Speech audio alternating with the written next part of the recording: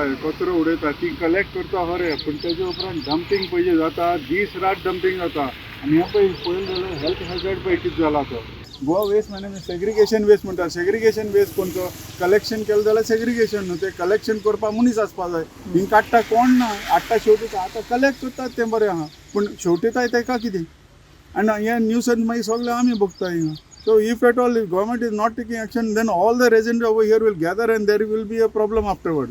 So they should take action on this. How long is the people going to suffer like this? The panchayat also is not taking any action. Sir panchayat सांगता door to door garbage collection compulsory केलं. आता त्या एरियात collection करतात या एरियात collection करतात हे ड्राय वेस्ट करतात वेट वेस्ट कितें तेही तिचे सोल्युशन आसपा जाय न्हू. If at all they are collecting then why these dump is over here.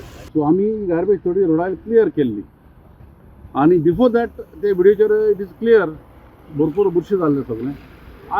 आज ते येयले आमगेले ते सॉलिड वेस्ट मॅनेजमेंटाचे आनी they are doing some job of course that is appreciated but हेजे कितें प्रोब्लम आसा पळय सेग्रिगेटेड वेस्ट कलेक्शन.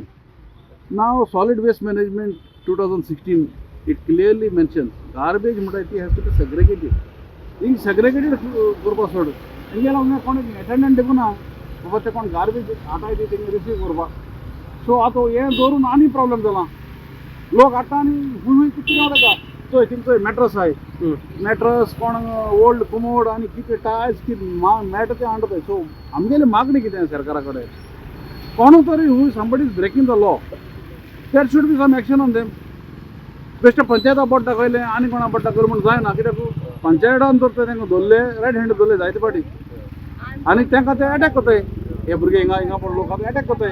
हिंगे मागणी सरकारा कडेन कितें enforce the cleanliness of these place.